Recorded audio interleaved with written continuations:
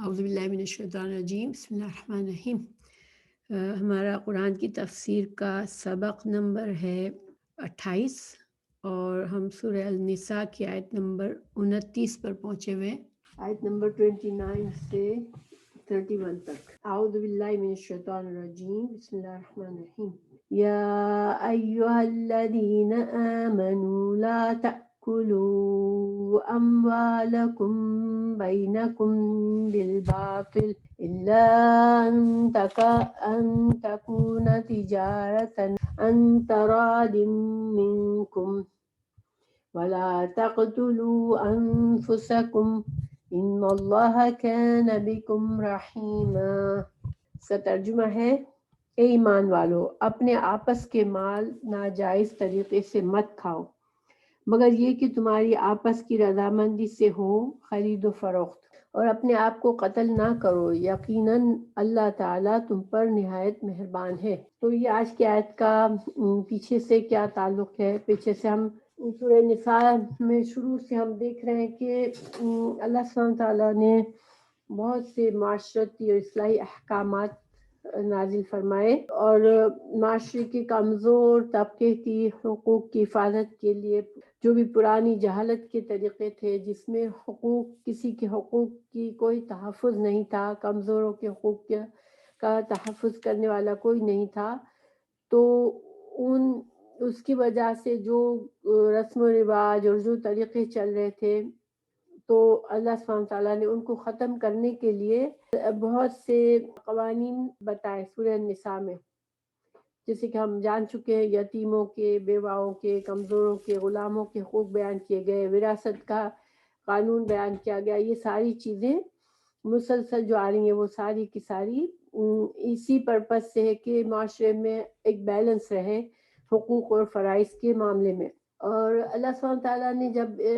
پچھلے سبق میں ہم نے دیکھا کہ اللہ سبحانہ تعالیٰ نے ہمیں 3 آیات بیچ میں سے روک کے، احکامات کا سلسلہ روک کر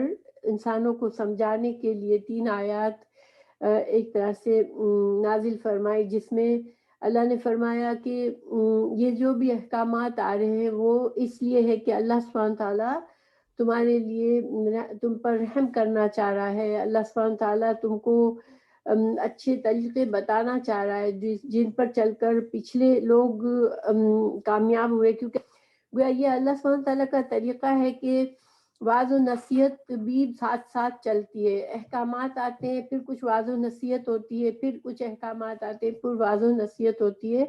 تاکہ انسانوں کے ذہن میں یہ چیزیں بیٹھ جائیں کہ ان کو ان احکامات کا فائدہ اور ان پر نہ چلنے کے نقصان بھی پتہ چلتے رہے۔ پھر آج کے سبق میں اللہ سبحانہ تعالیٰ نے ہمیں بہت اہم بات یہ بتائی کہ 2 انسانوں کی جان اور مال کے تحفظ کیوں ضروری ہے۔ تو آج کی آیت میں جو ہم نے جیسے ابھی ترجمہ میں نے پڑھا، تو آپ سے اللہ سبحانہ تعالیٰ نے فرمایا کہ ایمان والو، آپس کے مال ناجائز طریقے سے مت کھاؤ، ٹھیک ہے۔ اب ہم اس کو لفظی طور پر دیکھتے ہیں۔ یا ایھا الذین آمنو، اے لوگو جو ایمان لائو، لا تأکلوا، نہ تم کھاؤ، اموالکم، مال اپنے، بینکم، آپس میں، بالباطل، باطل طریقے سے، یہ کم نہ کرو، اپنا دوسروں کے ساتھ یہ زیادتی نہ کرو۔ اموالکم، تمہارے مال، ترجمہ لفظی تمہارے مال ہے، تو تمہارے سے کیا مطلب ہے؟ چونکہ مسلمان تمام آپس میں ایسے ہی ہیں جیسے بھائی بھائی ہوتے ہیں، تو اپنے بھائی کی چیز اپنی ہی ہوتی ہے، لیکن تم اپنے بھائی کی چیز کو ناجائز طریقے سے ضائع کرو گے تو گویا تم نے اپنی ہی چیز کو ناجائز طریقے سے ضائع کر دیا۔ تو تم مالوں کو نہ کھاؤ، بینکم، آپس میں، بالباطل، باطل کیا ہوتا ہے؟ تو باطل میں بہت سی چیزیں آ جاتی ہیں۔ باطل میں دھوکہ، فریب، جعل سازی، ملاوٹ، کوئی تمام کاروبار جن سے شریعت نے منع کیا وہ بھی اس میں آ جاتے ہیں۔ چوری کرنا، ڈاکہ ڈالنا، غصب کرنا، رشوت دینا، سود کھانا، سودی کاروبار میں انوالو ہونا، سود کے معاملات میں جانا، بے حیائی، قمار سازی، نشہ آور چیزوں میں خرچ کرنا، یا ایسے انٹرٹین میں جو کہ الاؤڈ نہیں ہے، جائز نہیں ہے، حرام چیزیں، یعنی چاہے پھر اب اپنا مال ہے، یعنی انسان اگر اپنا ہی مال ایسے چیزوں میں ضائع کرتا ہے، جیسے اسے ایسی انٹرٹینمنٹ کی چیزوں میں، یا نشہ آور چیزوں میں، یا قمار بازی میں، یا رشوت کسی کو دیتا ہے اپنے مال میں سے، یا سود والے معاملات کرتا ہے، تو خود اپنا مال بھی یہ ناجائز باطل طریقے سے استعمال کرنا ہے، اور اپنے بھائیوں کا مال چوری سے ڈاکہ ڈالنا، چوری کرنا، دھوکہ دینا، کسی کو فریب سے کسی کے ساتھ جعل سازی کرنا، یا مال میں کوئی ملاوٹ کر کے بیچنا، ناپ تول میں کمی کرنا، یہ سارے کے سارے باطل طریقے ہیں۔ اسی طرح جو ان چیزوں کو اللہ نے حرام کیا ہے، جیسے کہ شراب ہے، تو شراب جسے جن چیزوں کو بھی حرام کیا ہے ان کا کاروبار کرنا بھی وہ بھی باطل ہے۔ تو باطل طریقے سے کوئی کام نہ کرو، جہاں تک مال انوالو ہے، مال کا معاملات ہے، میں کوئی بھی باطل طریقے سے نہ کرو، اور اس میں اسراف بھی آ جاتا ہے۔ دیکھیں یہ بھی باطل طریقے سے استعمال کرنا ہے۔ اللہ کی نعمت، اللہ نے ہمیں مال دیا ہے، تو اس کا مطلب یہ ہے کہ ہم اس مال کو زیادہ سے زیادہ اس طرح خرچ کرے کہ ہماری دنیا بھی صحیح گزرے اور ہمارے لیے آخرت کا بھی کچھ فائدہ ہو۔ مال اللہ کی بہت بڑی نعمت ہے، اس نعمت کو غلط طریقوں سے، غلط کاموں میں استعمال کرنا، یا اسراف یا دکھاوے میں استعمال کرنا، یہ صحیح نہیں ہے۔ تو یہ سارا کا سارا جو ہے وہ باطل طریقہ ہے۔ تو اللہ سبحانہ تعالیٰ یہاں مال کے تحفظ کی بات کر رہے ہیں کہ مال جو ہے یہ اللہ کی نعمت ہے، اور مالی معاملات میں بھی اللہ کی فرما برداری بے حد ضروری ہے، کہ یہ مال، اس نعمت، اللہ کی ہر نعمت کو ہی، ویسے تو ایک مسلمان کو پر جائز نہیں ہے کہ اللہ کی نعمتوں کو غلط طریقے سے استعمال کرے۔ ہر نعمت کے ساتھ ذمہ داری ہوتی ہے، ہر نعمت کا ایک حق ہوتا ہے کہ اس نعمت کو کس طرح سے استعمال کرے، اور پھر انسان شکر گزار بنے اللہ کا۔ مال کے علاوہ اللہ تعالیٰ نے اجازت دے دی کہ تم تجارت کر سکتے ہو، آپس میں لین دین کر سکتے ہو، مگر کیسے؟ کہ اب آپس کے لین دین اور تجارت میں بھی تمہیں کچھ چیزوں کا خیال رکھنا ہے، کہ وہ تجارت ایسی نہ ہو جس میں دھوکہ یا فریب ہو، یا کسی بھی ایک پارٹی، دو فریقین ہوتے ہیں تجارت میں، تو کسی ایک کا بھی نقصان نہ ہو رہا ہو۔ اور یہاں اللہ سبحانہ تعالیٰ نے صرف تجارت کہا ہے، اس کا مطلب یہ نہیں کہ تجارت ہی مخصوص ہے، کوئی بھی کام، جیسے پیسے کمانے کے لیے انسان مزدوری بھی کرتا ہے، اس میں بھی وہ بھی اس میں شامل ہے کہ مزدور پیسے پورے لے لیکن کام نہ کرے، یا مزدور محنت پوری کرے لیکن مالک اس کی تنخواہ پوری نہ دے۔ ملازمت کے ہر طرح کی ملازمت شامل ہے، تجارت شامل ہے، ایون لین دین، چیزوں کا لین دین بھی شامل ہے، کہ ایک چیز دے کے دوسرے سے کچھ ہم لیتے ہیں، ہر چیز اس میں شامل ہے۔ تجارت کا لفظ استعمال کیا ہے کیونکہ ایک اشارہ اس سے یہ ملتا ہے کہ تجارت کے بارے میں حدیث ہے کہ تجارت جو ہے وہ یہ اچھا کام ہے، پسندیدہ کام ہے روزی کمانے کا۔ اسلام نے تجارت کو پسند کیا ہے، ایک آنیسٹ تجارت جو ہے وہ ایک اچھا ذریعہ ہے مال کمانے کا۔ تو لیکن آپس میں اب تجارت اور لین دین اور کاروبار اور ملازمت میں، اس ہر چیز میں دو فریقین ہوتے ہیں، تو یا تو اس میں کسی ایک کا چھپا ہوا نقصان ہے، ٹھیک ہے، اور دوسرے اس کو معلوم نہیں ہے اس کا چھپا ہوا نقصان ہے، دوسرے کو پتا ہے کہ اس لین دین میں سامنے والے کا نقصان ہے، مگر وہ اس کو احساس نہیں ہے، تب بھی وہ اگر کرتا ہے یہ تجارت، تو یہ لین دین، یہ تجارت، یہ مزدوری، یہ کام، یہ جائز نہیں ہے اس آیت کے تحت۔ اسی طرح جو ہے دھوکہ، پرپزلی انسان دھوکہ دیتا ہے، جھوٹ اور فریب سے غلط چیز دکھا کر غلط چیز کا سودا کرتا ہے، یا ایسی کوئی بھی چیز کرتا ہے، یا ناپنے میں کمی کر دیتا ہے، یا ایک ملازم اپنا پیسے تو پورا لیتا ہے لیکن کام نہیں کرتا، تو یہ بھی اس میں شامل ہے۔ اسی طرح تجارت جو ہے وہ کوئی حرام چیز کی تجارت نہ ہو، یہ کام ہو جس میں لین دین میں کوئی حرام چیز شامل نہ ہو، اس میں سودی کام نہ ہو، سودی معاملات نہ ہو. سود ہمیں اسلام میں حرام ہے، شراب وغیرہ اس طرح کی چیزوں کے سے کوئی تعلق نہ ہو. حرام طریقوں میں یہ بھی آ جاتا ہے کہ دونوں پارٹیز راضی ہوں. اب بعض اوقات ایسا ہوتا ہے کہ دونوں بظاہر راضی لگتے ہیں، ٹھیک ہے، جیسے مثال کے طور پر ایک انسان جو ہے وہ کچھ حالات کے تحت مجبور ہے، جیسے اگر رشوت، اس کو پتہ، اس کو رشوت دینا پسند نہیں ہے، ٹھیک ہے، لیکن اس کا کام ضروری کام ہے اور کسی اور ذریعے سے ہو ہی نہیں رہا، اس رشوت کے بغیر کوئی اس کا کام کر ہی نہیں رہا، تو وہ رشوت دے رہا ہے، اس کے دل میں خوشی نہیں ہے، مگر وہ کیا ہے، باہم رضامند نہیں ہے وہ رشوت دینے پر، لیکن اس کے پاس چوائس نہیں ہے، تو یہ بھی اجازت نہیں ہے. اسی طرح جب انسان سود پر کوئی چیز ادھار لیتا ہے تو وہ خود چل کر آتا ہے، لیکن دیکھا جائے تو اس میں اس کا نقصان ہوتا ہے. سود جو ہے وہ ایک نقصان دہ چیز ہے، انسان کو پتہ نہیں چلتا، سود بڑھتا چلا جاتا ہے اور انسان قرضے کے بوجھ سے کبھی نکل نہیں پاتا. چھپا ہوا نقصان بھی نہ ہو، ظاہر بھی نہ ہو، اور خوشی ہو دونوں کے دل میں، مطمئن ہو دونوں کے دل، اور کوئی اندر سے بظاہر مطمئن لگ رہا ہو لیکن اندر سے بھی اس کو پریشانی ہے، یہ اس چیز پہ راضی نہیں ہے اور دوسرے کو پتہ ہوتا ہے، تو یہ سارے طریقے غلط طریقے ہیں. ٹھیک ہے، تو اللہ سبحانہ تعالیٰ نے صرف ایک ایسی اچھی تجارت، اور ایک حدیث ہے کہ جب دو انسان خرید و فروخت کرتے تو جب تک وہ ایک دوسرے کے ساتھ سامنے ہے، مال کی لین دین ہو گئی، پھر جب دونوں الگ ہو گئے ایک دوسرے سے، اپنے اپنے گھروں کو چلے گئے، اس وقت تک، الگ ہونے تک اختیار ہے کہ دونوں میں سے کوئی ایک اس سودے سے منع کر دے. ٹھیک ہے، یہ تو ساری چیزیں ہو گئی مال کے معاملے میں. اب وَلَا تَقْتُلُوا أَنفُسَكُمْ، اب جو ہے تم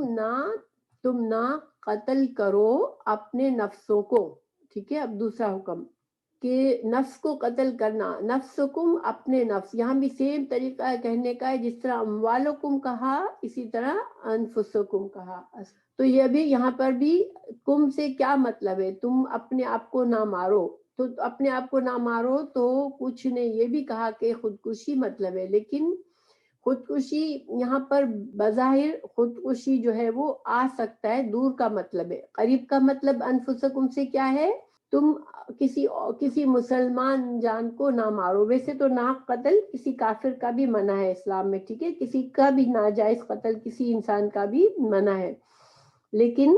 اس میں یہ بھی آ جاتا ہے اپنی اولاد کو نہ مارو، تو اس میں ابورشن بھی آ جاتا ہے، اور جو اولاد کو قتل کر دیا کرتے تھے پہلے زمانے میں وہ بھی اس میں آ جاتا ہے. تو اپنی اولاد کو نہ قتل کرو، اور نہ ہی تم خود اپنے آپ کو قتل کرو، نہ ناحق کسی دوسرے انسان کو کی جان لو. ایک ہی آیت میں جان کی بھی تحفظ بتایا اور مال کا بھی تحفظ بتایا. تو اس میں یہ حکمت ہے کہ دیکھیں زیادہ تر یہ جو قتل غارت تک معاملہ کب پہنچتا ہے، مال کی حرص میں، مال کی لالچ میں انسان کبھی کبھی اس حد تک آگے بڑھ جاتا ہے کہ وہ کسی کی جان بھی لے لیتا ہے. اس وجہ سے ان دونوں احکامات کی ان کو ساتھ ساتھ لایا گیا. ایک اور معنی اس کا یہ کیا گیا کہ انسان جب گناہ کی زندگی جیتا ہے تو وہ بھی اپنے آپ کو ہلاک کر رہا ہوتا ہے. ٹھیک ہے، یعنی گناہ پرپزلی گناہ کرتے رہنا ایسے ہی ہے جیسے تم اپنا قتل کر رہے ہو. کیوں؟ کیونکہ اللہ سبحانہ تعالیٰ نے واضح فرما دیا کہ جو انسان گناہوں سے باز نہیں آئے گا تو وہ پھر جہنم میں جائے گا. تو گویا انسان گناہ پر اصرار کرتا ہے تو وہ اپنی آپ کو ہلاک کر رہا ہوتا ہے، اپنے آپ کو ہلاکت میں ڈال رہا ہوتا ہے. تو اس وجہ سے اس میں یہ مطلب بھی آ گیا. تو تین مطلب آئے. پھر ان اللہ، بے شک اللہ تعالی، کانا ہے بکم رحیمہ،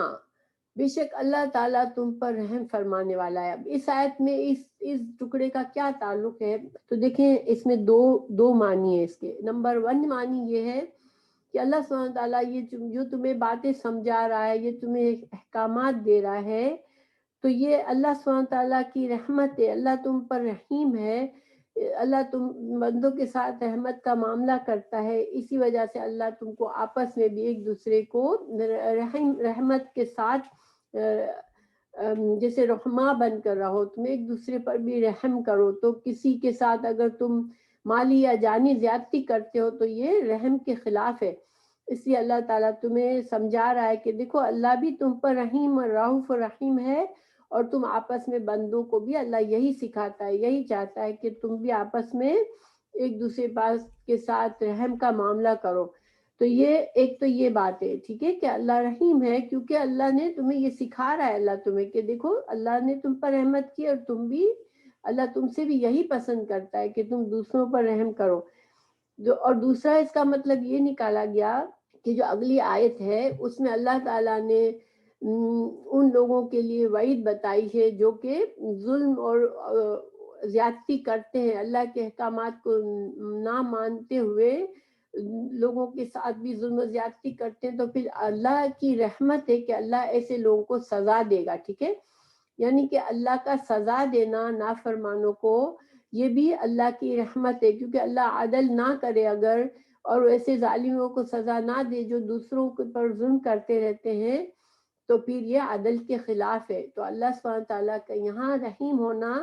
اس دو معنی میں آیا ہے. ایک تو اوپر والے ٹکڑے کے ساتھ ہے اس کا تعلق کہ اللہ رحیم ہے اس لیے کہ وہ اللہ تم کو ایسے اچھے احکامات سکھاتا ہے جس کی وجہ سے تم آپس میں ایک دوسرے سے رحم کا معاملہ کرو. اور اللہ رحیم ہے کہ وہ ایسے مجرموں کو سزا دے گا جو کہ زیادتی کر کے دوسروں کے ساتھ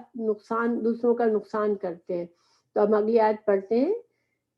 من یفعل، اور جو ایسا کرے گا، ذالک یہ، یعنی یہ سے مطلب کیا ہے، جو جن چیزوں کا اللہ نے منع کیا وہ کام تم جو کرے گا، یعنی باطل طریقے سے لوگوں کا مال کھائے گا یا باطل طریقے سے لوگوں کو ناحق قتل کرے گا، تو پھر ایسے کام ایسا کرنے والے کو اگر وہ عدوان، یہ زیادتی ہے اور وہ زیادتی سے کرتا رہے گا ایسے کام، اور عدوان کا بھی مطلب یہی ہوتا ہے، ظلم کا بھی، ان کا دونوں کا سملر معنی ہوتا ہے، لیکن یہاں عدوان اور ظلم ساتھ ساتھ آ گئے ہیں. تو عدوان سے پھر ہم جب دونوں ساتھ ساتھ مطلب ہے تو عدوان سے ہم یہ مطلب لیں گے کہ وہ غلط طریقوں سے دھوکہ دے کے اور لوگوں کو جھوٹ بول کے اس طرح سے لوگوں کے حقوق کو غصب کرتا ہے، زیادتی کرتا ہے، حدوں کو توڑتا ہے اللہ کی. اور ظلم جو ہے وہ دھاندلی کر کے، غنڈہ گردی کر کے، زبردستی کر کے لوگوں کی حق تلفی کرنا.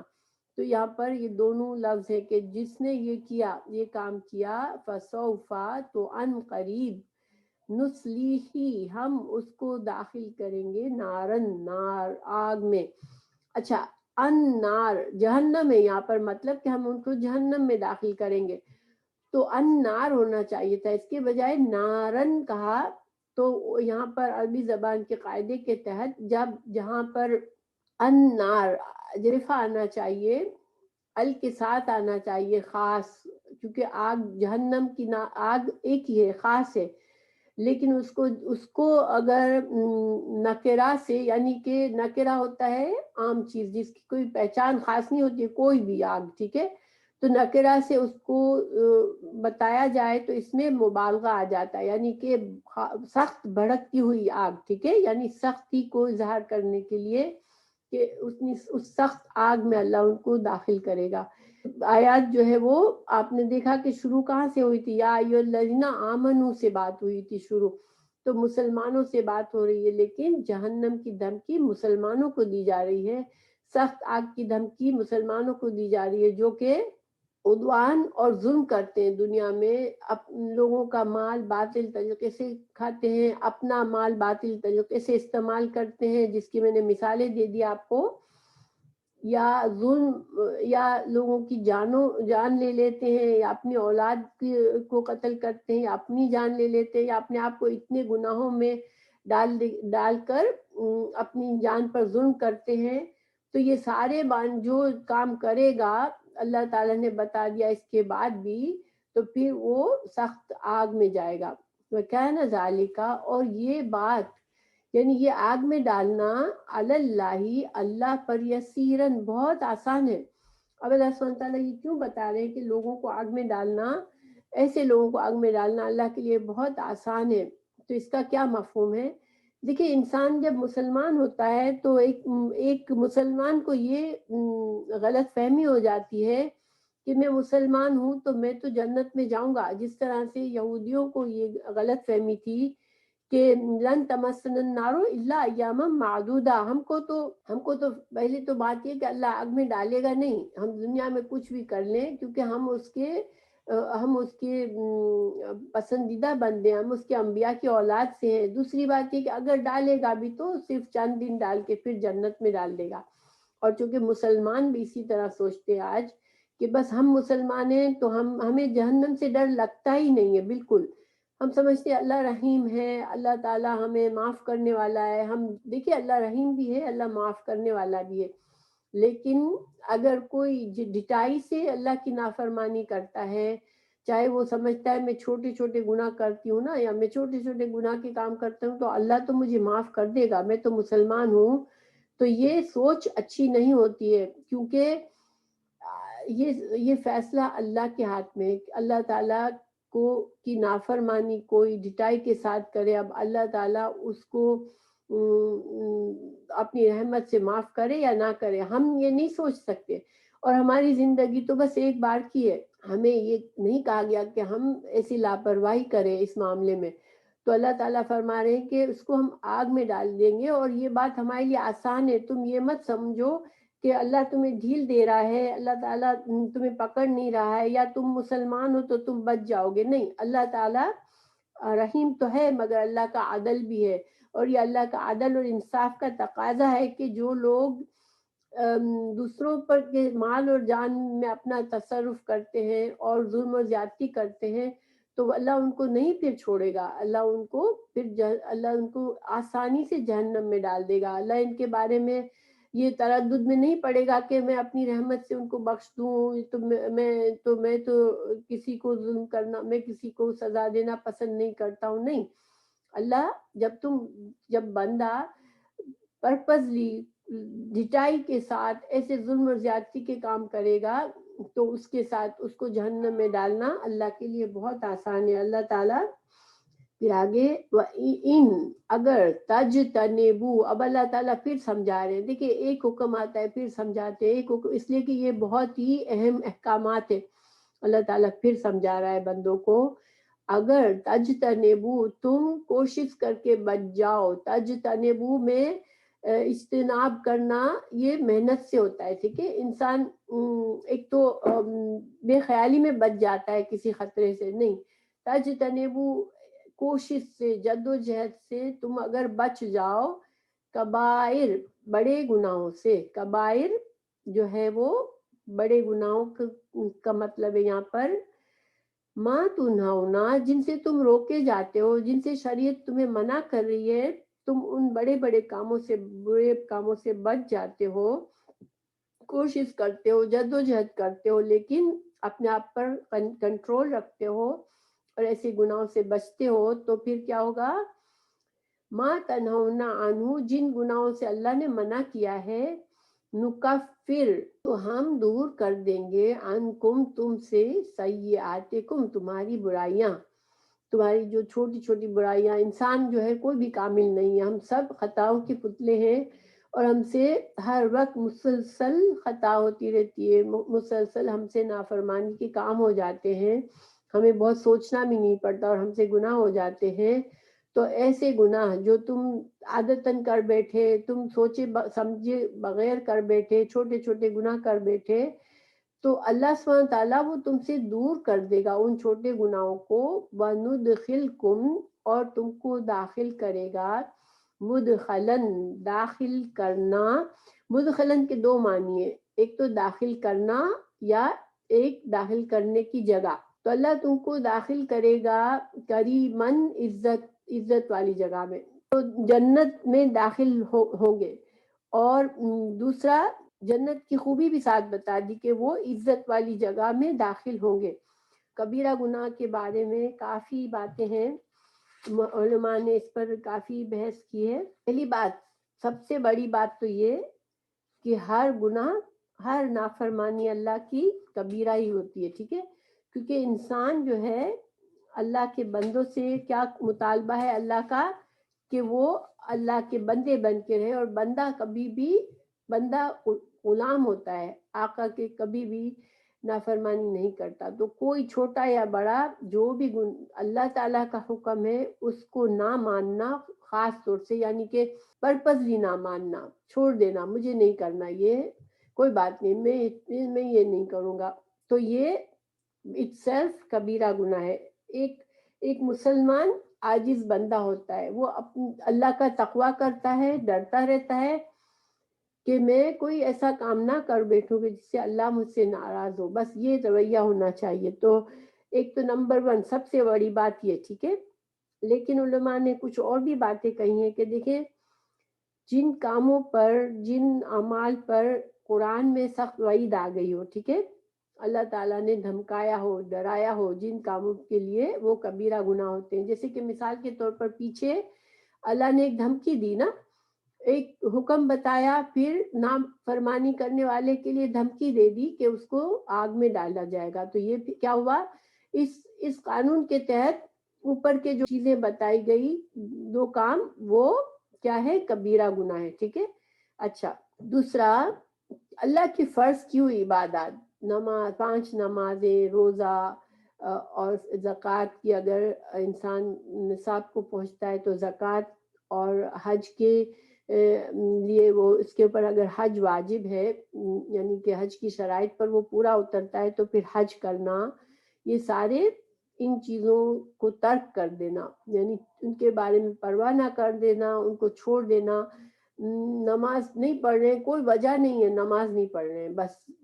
چھوٹ گئی نماز، ہمیں کوئی فکر نہیں ہے، یا روزے کوئی ریزن نہیں ہے، شرعی کوئی عذر نہیں ہے، روزے چھوڑ دیے، تو یہ سارے کیا ہے، یہ کبیرہ گناہ ہے، ٹھیک ہے۔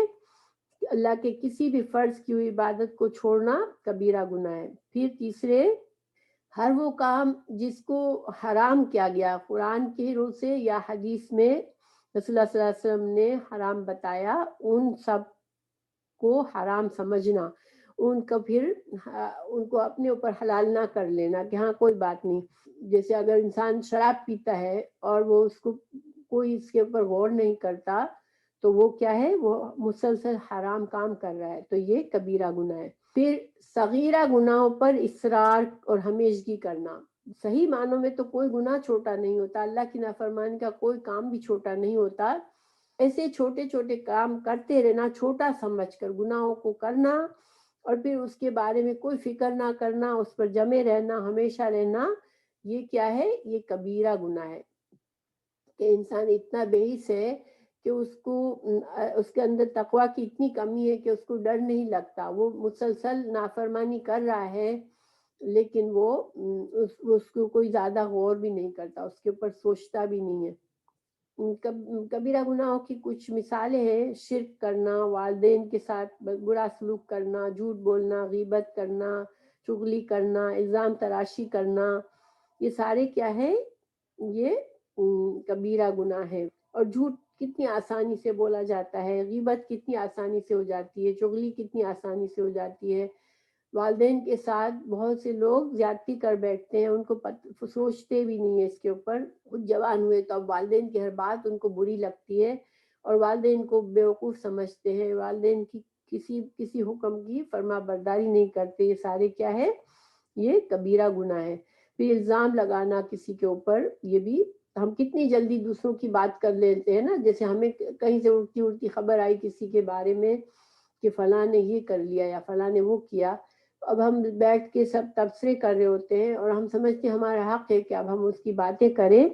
اور ہم اس کو الزام تراشی ہوتی ہے، کیونکہ ہمیں نہیں پتا، ہم نے ان کو غلط کام کرتے ہوئے دیکھا نہیں ہے، لیکن ہم اس کو بڑے مزے سے آگے بیان کر رہے ہوتے ہیں، یہ الزام تراشی میں آ جاتا ہے۔ یا پھر کبیرہ گناہ میں یہ بھی آ جاتا ہے کہ اللہ یا اللہ کے رسول صلی اللہ علیہ وسلم نے جس کام کے کرنے والے پر لعنت کی ہو، ٹھیک ہے، تو وہ بھی کبیرہ گناہ ہو جاتے ہیں۔ تو اگر انسان اپنی ہر خواہش پر دم توڑنے لگتا ہے کہ میری یہ خواہش پوری ہونی ضروری ہے، بس ہر حال میں پوری ضرور ہو، تو یہ بھی شرک ہے، یہ نفس کا شرک۔ انسان اپنے آپ کو اپنے نفس کو الہ بنا دیتا ہے۔ کہ دیکھیں اصل بات یہ ہے کہ انسان جو ہے وہ اپنی سمجھ سے، اپنی علم سے کچھ گناہوں کو کبیرہ سمجھتا ہے، کچھ کو صغیرہ سمجھتا ہے، لیکن ایک اگر مومن ہے، اس کے دل میں اللہ کا تقویٰ ہے، تو تقویٰ کا تقاضا کیا ہے کہ اللہ سبحانہ تعالیٰ سے ہر وقت اس خیال کا احساس کرنا کہ اللہ کی نافرمانی کا کوئی کام مجھ سے نہ ہو، اور اگر ہو جائے تو فوراً سے توبہ کر لے۔ بس یہ مومن کا طریقہ ہے۔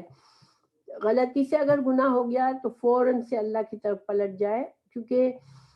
حدیث ہے کہ جب ہم گناہ کا کوئی ایک کام کرتے ہیں تو ہمارے دل پہ ایک سیاہ نقطہ لگتا ہے، پھر اگر ہم توبہ کرتے تو وہ ہٹ جاتا ہے، ہمارا دل پھر سے صاف ہو جاتا ہے۔ لیکن اگر ہم گناہ پر گناہ پر گناہ پر گناہ کرتے رہتے تو ہمارا ایک وقت یہ آتا ہے کہ انسان کا دل سخت اور کالا ہو جاتا ہے، پھر وہ دل ایسا ہو جاتا ہے نہ اس کو کوئی نصیحت اثر کرتی ہے، نہ اس کو کسی بات سے ڈر لگتا ہے، اور وہ گناہ کو ہی انجوائے کرتا ہے، وہ گناہ کی زندگی کو ہی انجوائے کرتا ہے، یہاں تک کہ وہ جہنم میں جا پڑتا ہے۔ یعنی جب ایسا انسان جو کہ کبیرہ گناہ میں مبتلا رہتا ہے اور ان کو کرتا رہتا ہے، توبہ نہیں کرتا، جیسے ایک شرابی ہے، شراب پیتا رہتا ہے کبھی توبہ نہیں کرتا، تو ایسے آدمی کے جو چھوٹے چھوٹے گناہ ہیں، جو بے خیالی میں سے گناہ ہوتے ہیں، وہ بھی خود بخود معاف نہیں ہوتے۔ حالانکہ جو انسان اس کے مقابلے میں پرپزلی سوچ سمجھ کر کبیرہ گناہوں کا استغفار کرتا رہتا ہے، اس سے بچتا رہتا ہے، تو پھر ایسے آدمی کے چھوٹے گناہ جو بے خیالی میں ہو گئے، غلطی سے ہو گئے، کمزوری سے ہو گئے، وہ اللہ تعالیٰ جب وہ نماز پڑھتا ہے تو نماز کے ذریعے، یا کوئی بھی ایسے کام جن کو ہمیں بتایا گیا کہ ایسے کاموں سے تمہارے گناہ صاف ہو جاتے ہیں، تو وہ گناہ پھر اس کے صاف ہوتے رہتے ہیں۔ یعنی کبیرہ گناہ کرنے والے کا یہ نقصان ہے کہ وہ اس فائدے سے محروم رہتے ہیں۔ اجتنبوا میں محنت اور کوشش کا مفہوم ہے۔ اگر ہم کوشش کریں گے، اللہ تعالیٰ ہمارے لیے مدد کریں گے، اور اللہ تعالیٰ ہمیں گناہوں سے بچنے کی توفیق دے دیں گے۔ تو اللہ کی رحمت پر بہت زیادہ بھروسہ کر کے لاپرواہی سے گناہ کرنا، یہ اصل میں رحمت پر بھروسہ نہیں ہے، بلکہ ایک طرح سے یہ اللہ کے ساتھ ڈٹائی کرنے والی بات ہے۔ کانشیسلی چھوٹی چھوٹی نیکیاں کرتے ہیں، ہماری نماز پڑھنے سے پہلے تھوڑا سا ہم ریلیکس ہو کے اپنی نماز کی طرف دھیان دیتے ہیں، اللہ کے بارے میں سوچتے ہیں، ہماری نماز بھی اچھی ہو جاتی ہے، اور ایسی نماز سے ہمارے گناہ بھی ہٹ جاتے ہیں، اور نیکیوں سے انسان کو اور نیکیوں کی توفیق بھی ملتی ہے۔ اللہ تعالیٰ جب ہم سے راضی ہوتا ہے جن کاموں سے، تو اللہ تعالیٰ ہمیں اور توفیق دیتا ہے۔ تو بہرحال جب تک ہم یہ چیزیں سنتے ہیں اور ان کو ہم اپنی زندگی میں نہیں لاتے تو کوئی فائدہ نہیں ہے۔ قرآن اور حدیث کا جو بھی ہم سیکھیں اس پر غور و فکر کریں، تو انشاءاللہ اللہ تعالیٰ ہمیں ہمارے لیے اتنا آسان کر دے گا کہ ہمیں گناہ کرنے کی خواہش بھی نہیں ہوگی، ہمارے لیے دل ہمارا نیکیوں میں ہی خوش ہوگا، اچھے کاموں میں خوش ہوگا۔ لیکن اس کے لیے ہمیں تھوڑی محنت اور کانشیس رہنا ضروری ہے، اور اپنے مال کو بھی خرچ کرتے ہوئے غور و فکر کر کے خرچ کریں انشاءاللہ، کہ اللہ کی نافرمانی کے کاموں میں بیکار خرچ نہ کریں ہم اس کو اور گناہ کمائیں۔